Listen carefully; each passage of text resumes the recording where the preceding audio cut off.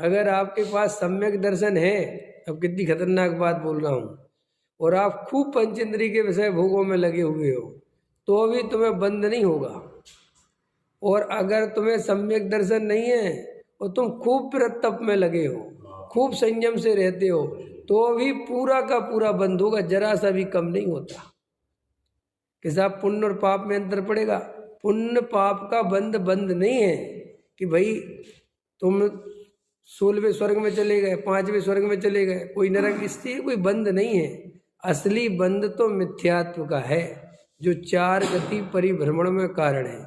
जैसे देखो, एक जीव ने खूब व्रतशील संयम धारण करी और उनके बदले वो स्वर्ग चला गया, ठीक है। और एक जीव ने बहुत असंयम से विषय भोगों प्रवृत्ति करी, सम्यक दर्शन दोनों को नहीं है, तो ये नरक चला गया, ठीक है। तो ये अंतर पड़ गया ना, एक स्वर्ग में चला गया, एक नरक में चला। लेकिन अंतर है कहाँ? क्योंकि कालांतर में दोनों ही जीव निगोद में चले जाएंगे, वो स्वर्ग वाला भी और नरक वाला भी। तो काय का अंतर पड़ा? अब दूसरा तरफ चलो, ये तो मैंने इसका समझाया, दोनों मिथ्या दृष्टि का। अब सम्यक दृष्टि का चलो। अब कोई सम्यक दृष्टि हो और वो पंच इंद्रिय के विषय भोगों में लगा हो, और मिथ्या दृष्टि हो और वो साधु बन गया हो। कहाँ बन गया हो? साधु, बिल्कुल साधु, सीधा साधु।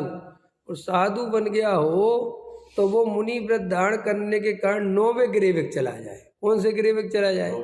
9वें गिरेविक।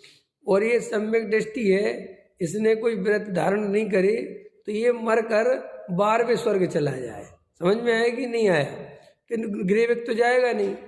अब ये स्वर्ग में गया, वो 9वें गिरेविक गया, तो अभी श्री गुरु कहते ये स्वर्ग में गया और छोटे स्वर्ग, क्योंकि सम्यक दृष्टि भी नरकादि में नहीं जाता।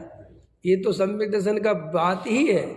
मैंने वो कितने घर गृहस्थी विषय भोगों में रहे, सम्यक दृष्टि अगर आयु नहीं बांधी तो वो नरक में नहीं जाएगा।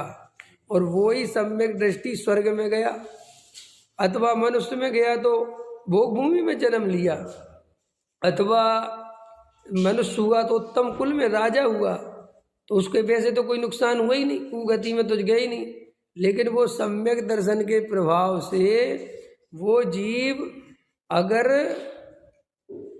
स्वर्ग में है या भोग भूमि में है या कहीं पे भी, तो कालांतर में 2-4 भाव में कहाँ चला जाएगा? मोक्ष चला जाएगा। और ये जो 9वें गिरेविक गया है, ये कालांतर में निगोद चला जाएगा। तो सम्यक दर्शन की कितनी महिमा समझो आप। अब व्रतों की महिमा है कि सम्यक दर्शन की महिमा? तो सब व्रत करे तो सम्यक दर्शन सहित व्रत होते हैं। सम्यक दर्शन सहित करो तब प्राणी मिले मुकुत रानी। सम्यक दर्शन सहित करो, सम्यक दर्शन के बिना करने की बात नहीं। तभी वो गुरुदेव ये ले रहे थे कि जो चरणानियोग की शैली है उसमें ऐसा लिख दिया कि जो स्त्री पुत्र कुटुंब परिवार बंध के कारण है, इनका त्याग करना चाहिए। तो वो अज्ञानी ने क्या किया कि सम्यक दर्शन आदि तो समझा नहीं, और वो चरणानियोग की शैली के ग्रंथ पढ़े।